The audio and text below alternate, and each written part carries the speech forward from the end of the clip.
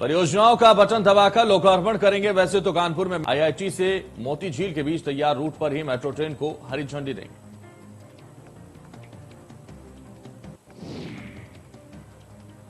$350 करोड़ से बने भारत में पेट्रोलियम टर्मिनल का भी लोकार्पण करेंगे। इसके अलावा कई अन्य परियोजनाओं का शुभारंभ करेंगे।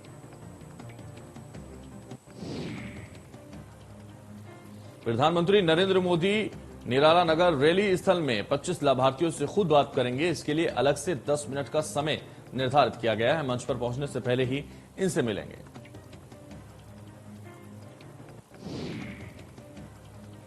जिला प्रशासन ने ऐसे 25 लाभार्थियों को चिन्हित कर लिया है। लाभार्थियों को 3 समूह में रखा गया है। इनमें से मोदी योजनाओं के बारे में बातचीत की जाएगी।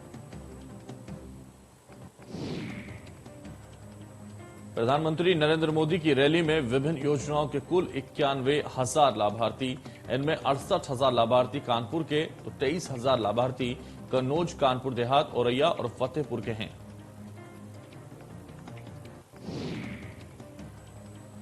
इनके बैठने के लिए 70 ब्लॉक बनाए गए हैं। इनको लाने की जिम्मेदारी 170 जिला स्तरीय अधिकारियों को सौंपी गई है। जिला प्रशासन ने ग्रामीण क्षेत्र के लाभार्थियों को लाने के लिए 1235 बसों को लगाया गया है और वहीं दूसरे 4 जिलों से लाभार्थियों को लाने के लिए 460 बसों को लगाया गया है।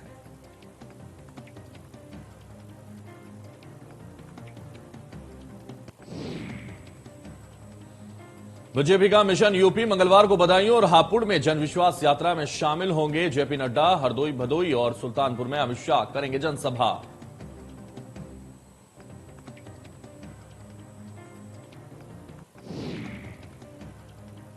विजय यात्रा लेकर आज उन्नाव पहुंचेंगे अखिलेश यादव। 4 विधानसभाओं में करेंगे जनसभा।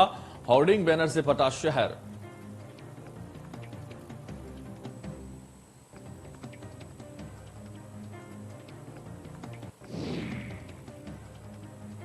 प्रदेश में होने वाले विधानसभा सामान्य निर्वाचन 2022 की तैयारियों की समीक्षा के लिए भारत निर्वाचन आयोग आज लखनऊ पहुंच रहा है।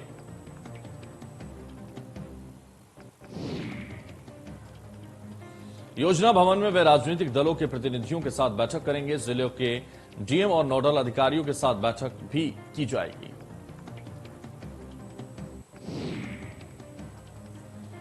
उनतीस दिसंबर को जिलाधिकारियों, पुलिस कप्तानों और पुलिस आयुक्तों के साथ मुख्य निर्वाचन आयुक्त बैठक करेंगे।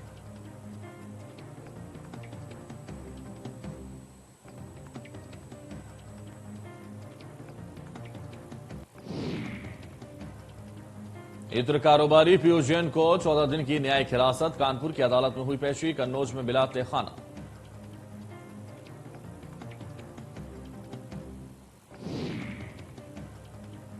इक्कीस राज्यों में ओमिक्रॉन ने पसारे पांव। 600 के करीब हुए नए वेरिएंट के केस। उत्तराखंड में भी मिले 3 नए मरीज। यूपी में बरती जा रही है चौकसी।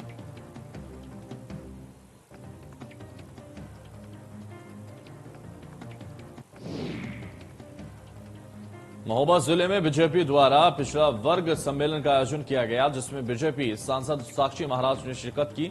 इस दौरान साक्षी महाराज ने सपा पर तंज कसते हुए कहा, यदि बीजेपी नहीं आती तो भैंसिया एमएलए और एमपी होते।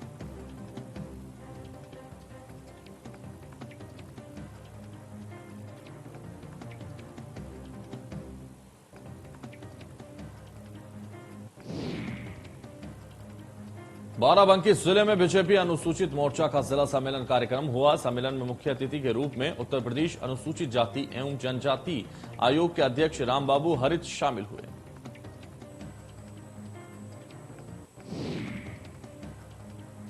इस सम्मेलन में केंद्र और प्रदेश सरकार की ओर से चलाई जा रही सरकारी योजनाओं के एससी एसटी तक पहुंचाने को लेकर फोकस रहा। सम्मेलन को संबोधित करते हुए अध्यक्ष रामबाबू हरित ने एससी एसटी को दी जा रही सरकारी योजनाओं पर फोकस करते हुए कार्यकर्ताओं में जोश भर दिया।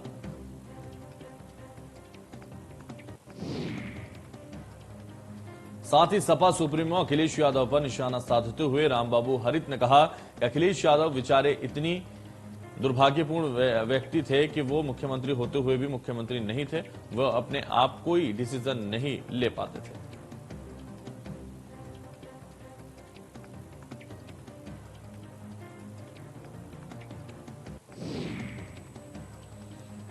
वाराणसी के धार्मिक और सांस्कृतिक केंद्र के रूप में पहचानी जाने वाली काशी नगरी में पहली बार होने वाला काशी फिल्म महोत्सव दुनिया में अपनी पहचान बनाने जा रहा है।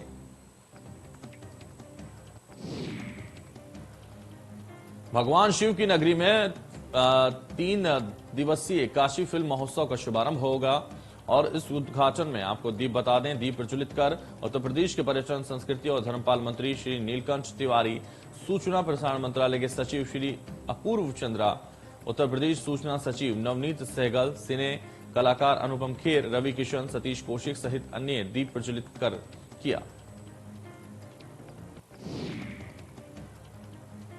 29 दिसंबर तक होने वाले इस 3 दिवसीय आयोजन में हिंदुस्तानी शास्त्रीय संगीत और नृत्य के दर्शन तो होंगे ही, साथ में यहां रहकर देश में विख्यात हुए दार्शनिक, कवि, लेखक, संगीतज्ञों और बनारस घराने की यादें भी ताजा होंगी।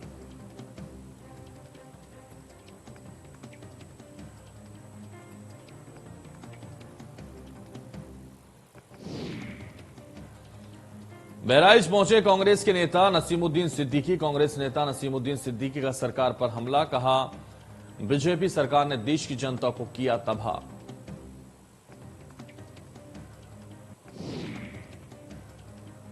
कांग्रेस के नेता नसीमुद्दीन सिद्दीकी ने कहा, हिंदू मुस्लिम सभी को बर्बादी की कागार पर ला दिया। मंत्री का बेटा किसानों को जबरन कुचलकर मार डालता है।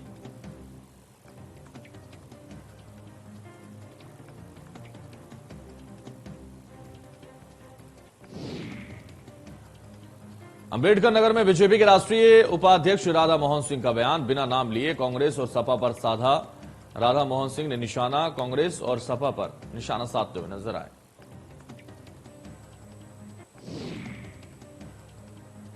बीजेपी के राष्ट्रीय उपाध्यक्ष राधा मोहन सिंह ने कहा कि दिल्ली में एक परिवार ने शासन किया और यूपी में भी वर्षों तक शासन किया। गांव गरीब किसान के लिए इन परिवारों ने दिन भर नारे लगवाए। देश और उत्तर प्रदेश की जनता मोदी और योगी जी के साथ है।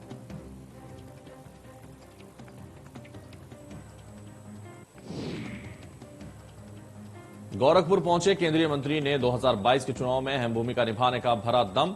नागरिक उड्डयन मंत्री नंद गोपाल गुप्ता नंदी ने 8 जनवरी को आगाज एकता का महापर्व कार्यक्रम में सभी को आने की अपील की। साथ ही नारा दिया, व्यापारी होने पर नाज है, चलो कानपुर आगाज है।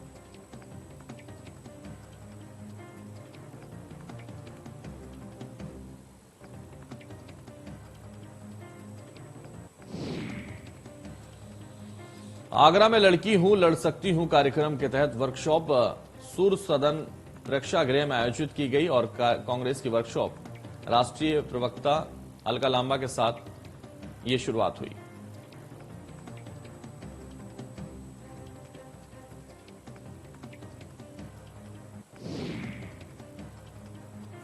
ग्रेटर नोएडा यमुना विकास प्राधिकरण के बाहर अपनी मांगों को लेकर सैकड़ों किसान धरने पर बैठ गए। किसानों का कहना है कि कई बार अधिकारियों से मांगों को लेकर वार्ता हुई, लेकिन आज तक उनकी मांगों को नहीं माना गया, जिसके चलते मजबूर होकर किसान धरने पर बैठ गए।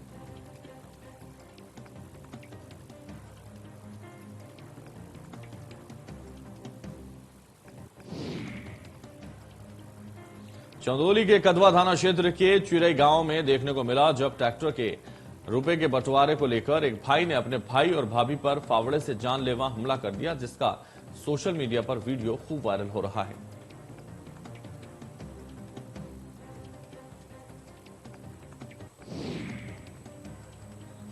जालौन में फ्री सामान न देने पर हवाई फायरिंग, पैसे मांगने पर नाराज युवक ने तमंचे से की हवाई फायरिंग। हवाई फायरिंग पास लगे सीसीटीवी में कैमरे में कैद हो गई पूरी घटना।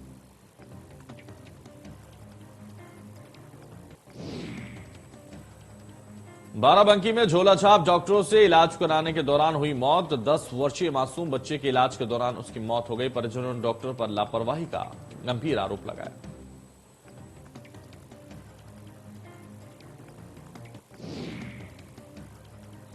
गोंडा में दबंगों की मनमानी के आगे स्कूल प्रशासन परेशान। दबंगों ने स्कूल जाने वाले रास्ते को किया बंद। स्कूल आने जाने में बच्चों और टीचरों को हो रही है दिक्कत।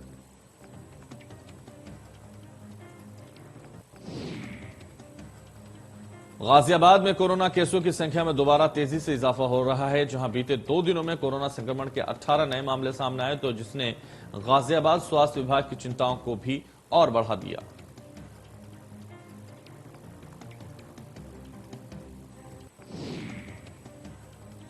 झांसी जिले के नवाबाद थाना क्षेत्र में निर्माणाधीन बिल्डिंग में बड़ी लापरवाही देखने को मिली। मिट्टी का टीला धसकने से उसके नीचे काम कर रहे 2 मजदूर दब गए, जिससे वहां हड़कंप मच गया। आनंद फानंद में उन्हें मलबे से निकालकर उपचार के लिए मेडिकल कॉलेज भेजा गया।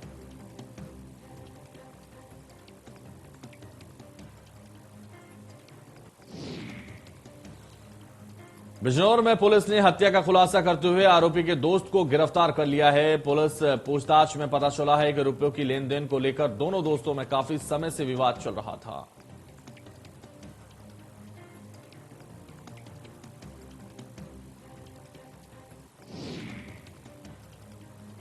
औरैया में यूपी टेट से लेकर सभी प्रतियोगी परीक्षाओं में शामिल होने वाले सोलवर गैंग के 11 सदस्यों को पुलिस ने गिरफ्तार कर लिया। कई भाजपा नेताओं के नाम संरक्षण में शामिल होने की आशंका जताई जा रही है।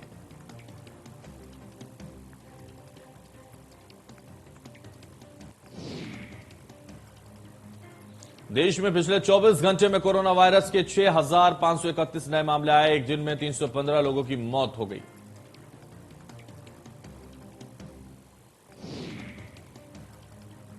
एक दिन में 7,141 मरीज रिकवर भी हुए। देश में एक्टिव केस की संख्या 75,000 के पार।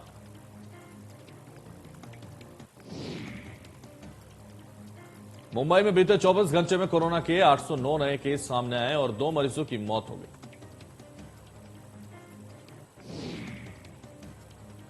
हरियाणा में 24 घंटे में कोरोना के 92 केस और एक दिन में 27 मरीज रिकवर। प्रदेश में एक्टिव केस की संख्या 400 के पार।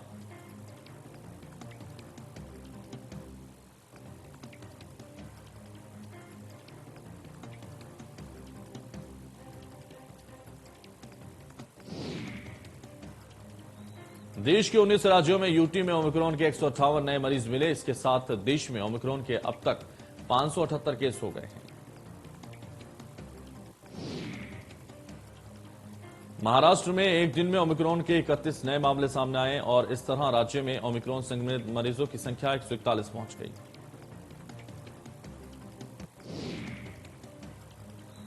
दिल्ली में ओमिक्रॉन के 142 मामले हो चुके हैं, जिसके बाद राज्य सरकार कोरोना नियमों के प्रति सख्त हो गई है। कर्नाटक में ओमिक्रॉन के 31 केस हो गए हैं, जिसके बाद सरकार सख्त हो चुकी है।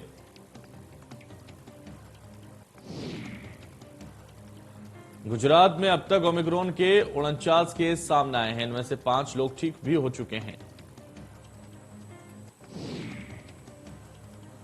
राजस्थान में ओमिक्रॉन के 22 नए मामले सामने आए, जिसके बाद से ओमिक्रॉन के संक्रमितों का आंकड़ा 43 पहुंच गया है।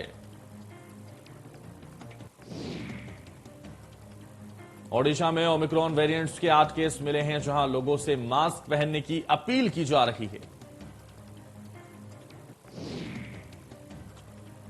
तेलंगाना में अब तक ओमिक्रॉन के कुल 44 केस मिल चुके हैं, जिसके बाद सरकार ने प्रदेश में पाबंदियां और बढ़ा दी हैं।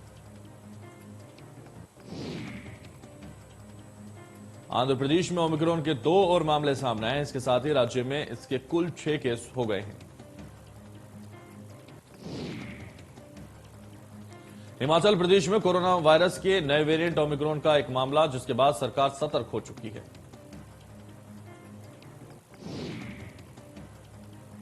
महिला हिमाचल प्रदेश के मंडी की रहने वाली है। जीनोम सीक्वेंसिंग के दौरान महिला ओमिक्रॉन पॉजिटिव पाई गई।